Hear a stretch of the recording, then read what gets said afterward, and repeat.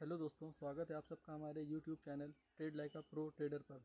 दोस्तों, आज है संडे और आज इस वीडियो में हम लोग देखेंगे आने वाले हफ्ते के कुछ इंपॉर्टेंट इवेंट्स को जो मार्केट पर इफ़ेक्ट डाल सकते हैं। और साथ ही दोस्तों, आज इस वीडियो में हम लोग देखेंगे निफ्टी और बैंक निफ्टी के इंपॉर्टेंट सपोर्ट और रेसिस्टेंस के लेवल को।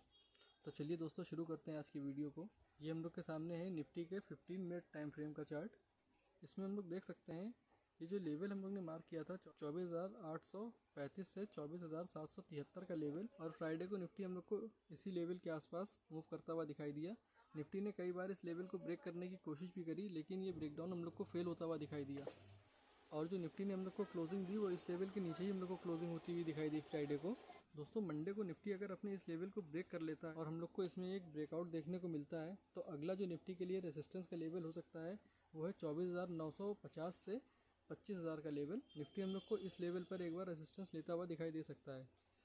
और अगर निफ्टी में हम लोग सपोर्ट की बात करें तो पहला सपोर्ट तो हम लोग को निफ्टी में यहीं पे बनता हुआ दिखाई दे सकता है। अगर ये सपोर्ट टूटता है तो निफ्टी में हम लोग को 24,660 से 24,620 के लेवल पर एक निफ्टी में सपोर्ट बनता हुआ दिखाई दे सकता है। चलिए दोस्तों, अब हम लोग देख लेते हैं निफ्टी के ओआई के डाटा को। तो दोस्तों, ये हम लोग के सामने निफ्टी के ओआई का डाटा है। फ्राइडे को निफ्टी की क्लोजिंग हुई थी 24,823 के लेवल पर। तो ये हम लोग के लिए एटीएम की स्ट्राइक 24,800 की। और इस स्ट्राइक के ऊपर अगर हम लोग रेजिस्टेंस की बात करें तो हम लोग को रेजिस्टेंस जो देखने को मिल सकता है वो ये एक 24,900 की स्ट्राइक पर देखने को मिल सकता है। और उसके बाद ये 25,000 की स्ट्राइक पर एक मजबूत रेजिस्टेंस हम लोग को निफ्टी में देखने को मिलेगा। अब अगर नीचे हम लोग सपोर्ट की बात कर लें तो नीचे की तरफ जो सपोर्ट बनता हुआ दिखाई दे रहा है वो पहला सपोर्ट तो हम लोग को यहीं पे मजबूत होता हुआ दिखाई दे रहा है, जो कि है 24,800 की स्ट्राइक। और उसके बाद जो हम लोग को सपोर्ट देखने को मिलेगा वो मिलेगा ये 24,700, 24,600 और उसके बाद 24,500 की स्ट्राइक में हम लोग को एक बहुत ही मजबूत सपोर्ट देखने को मिल सकता है निफ्टी का। चलिए दोस्तों, अब हम लोग निफ्टी के ओआई चेंज के डाटा को देख लेते हैं। दोस्तों, ये है निफ्टी के ओआई चेंज का डाटा और यहाँ पर हम लोग एटीएम की स्ट्राइक पर देख सकते हैं कॉल साइड और पुट साइड दोनों ही साइड के ओपन इंटरेस्ट हम लोग को बढ़ता हुआ दिखाई दिया है, लेकिन पुट साइड पर ओपन इंटरेस्ट हम लोग को ज़्यादा दिखाई दे रहा है, जिसकी वजह से हम लोग को निफ्टी में यहाँ पर एक सपोर्ट बनता हुआ दिखाई दे रहा है। अगर 24,900 की स्ट्राइक पर हम लोग रेजिस्टेंस को देखें तो हम लोग को कॉल राइटर्स तो बढ़ते हुए दिखाई दिए हैं, लेकिन पुट राइटर्स भी हम लोग को लगातार बढ़ते हुए दिखाई दे रहे हैं।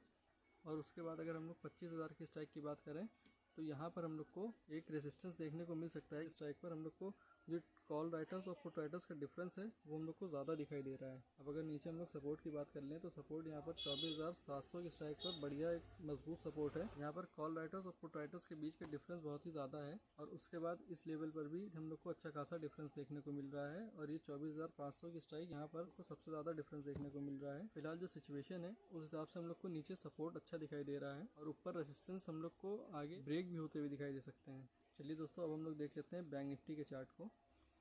तो दोस्तों, ये हम लोग के सामने है बैंक निफ्टी के 15 मिनट टाइम फ्रेम का चार्ट। बैंक निफ्टी फ्राइडे को 52 पॉइंट की गिरावट के साथ बंद हुआ था। इसमें जो एक इम्पॉर्टेंट रेजिस्टेंस हम लोग को देखने को मिल रहा है वो मिल रहा है ये 5,528 से 5,578 रुपये के लेवल पर, जो कि ये लेवल है। और दोस्तों, थर्सडे को और फ्राइडे को बैंक निफ्टी हम लोग को इसी जोन में काम करता हुआ दिखाई दिया और बैंक निफ्टी फिलहाल अभी इस लेवल पर अपना एक रेजिस्टेंस फेस कर रहा है। अब अगर मंडे को दोस्तों बैंक निफ्टी अपने इस लेवल को ब्रेक कर लेता है तो अगला जो हम लोग को रेजिस्टेंस देखने को मिलेगा वो होगा 51,528 से 51,578 पॉइंट का लेवल, जो कि ये एक जोन होगा।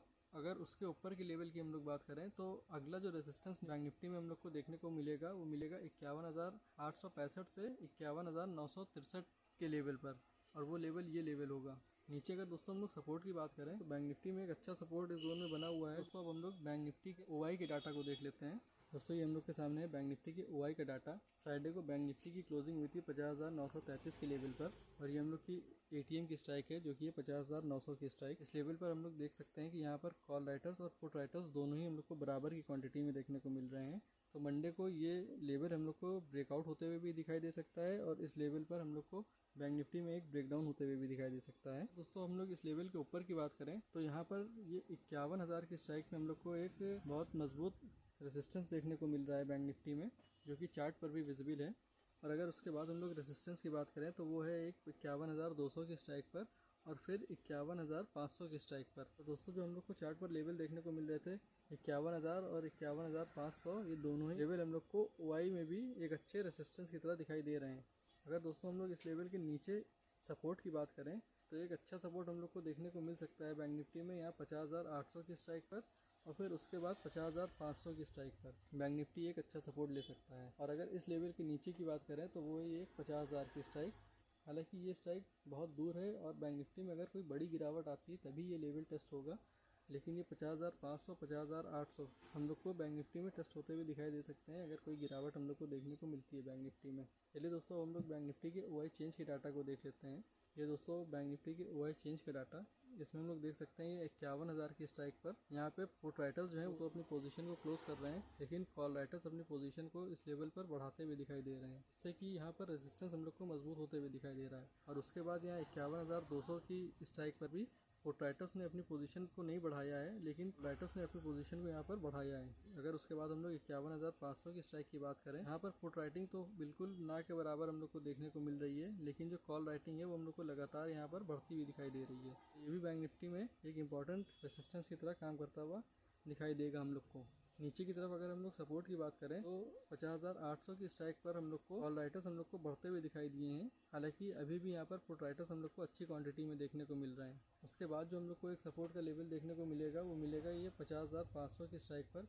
यहाँ पर कॉल राइटर्स ने अपनी पोजीशन को कट किया है और पुट राइटर्स ने अपनी पोजीशन को बढ़ाया है, और इस लेवल के बाद हम लोग को हर जगह पर पुट राइटर्स अपनी पोजीशन को बढ़ाते हुए दिखाई दे रहे हैं, लेकिन ये दोनों ही हम लोग के लिए एक इम्पॉर्टेंट सपोर्ट के लेवल हैं। चलिए दोस्तों, अब हम लोग देख लेते हैं अगले हफ्ते के कुछ इंपॉर्टेंट इवेंट्स को। ये दोस्तों, अब हम लोग देख लेते हैं अगले हफ्ते के इंपॉर्टेंट इवेंट्स को जो मार्केट पर इम्पैक्ट डाल सकते हैं। तो अगले हफ्ते हम लोग को इंडिया और US दोनों ही जगह के GDP ग्रोथ का डाटा हम लोग को देखने को मिलेगा, और साथ ही और भी इंपॉर्टेंट इवेंट्स हम लोग को देखने को मिलेंगे। चलिए दोस्तों, हम लोग इन इवेंट्स को डे वाइज देखते हैं। दोस्तों, US में जैक्सन होल कॉन्फ्रेंस जो हुई थी उसका आउटकम 23 तारीख को मार्केट बंद होने के बाद आया था, ये हम लोग को इसका इम्पैक्ट भी मंडे को देखने को मिल सकता है। अगर हम लोग मंडे की बात करें तो मंडे को हम लोग को US ड्यूरेबल गुड्स ऑर्डर का डाटा आता हुआ दिखाई देगा। ये डाटा जो आएगा ये जुलाई मंथ का आएगा।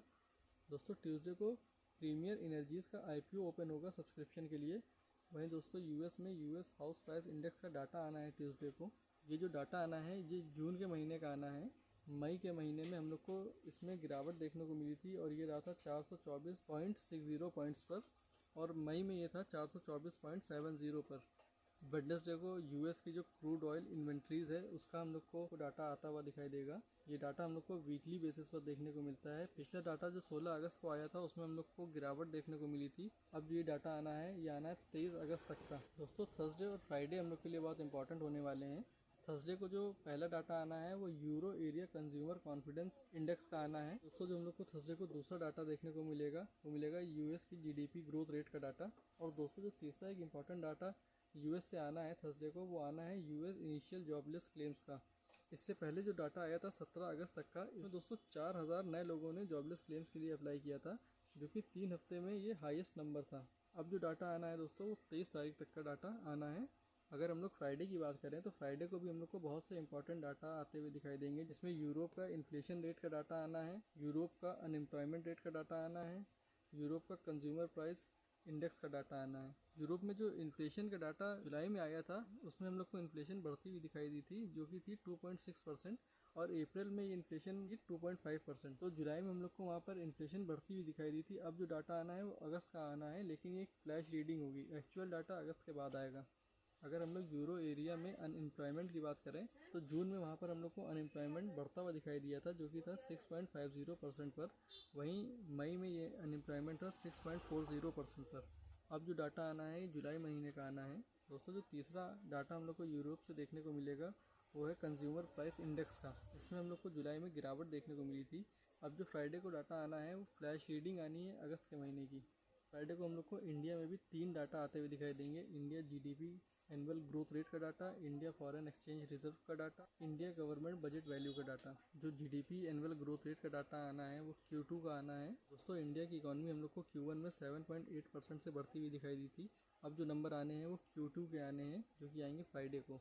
दोस्तों, जो दूसरा डाटा आना है वो आना है इंडियन फॉरेन एक्सचेंज रिजर्व का। दोस्तों, ये डाटा वीकली बेसिस पे आता है। तो 9 अगस्त तक का डाटा जो गवर्नमेंट ने रिलीज़ किया था उसके हिसाब से हम लोग को फॉरेन एक्सचेंज में एक गिरावट देखने को मिली थी। जुलाई के लास्ट वीक में जो फॉरेन रिजर्व था वो था $674.920 बिलियन का, वहीं दोस्तों 9 अगस्त तक के डाटा की अगर बात करें तो ये गिरकर $670.12 बिलियन का रह गया था। अब जो डाटा आना है वो 16 अगस्त तक का डाटा हम लोग को देखने को मिलेगा फ्राइडे को।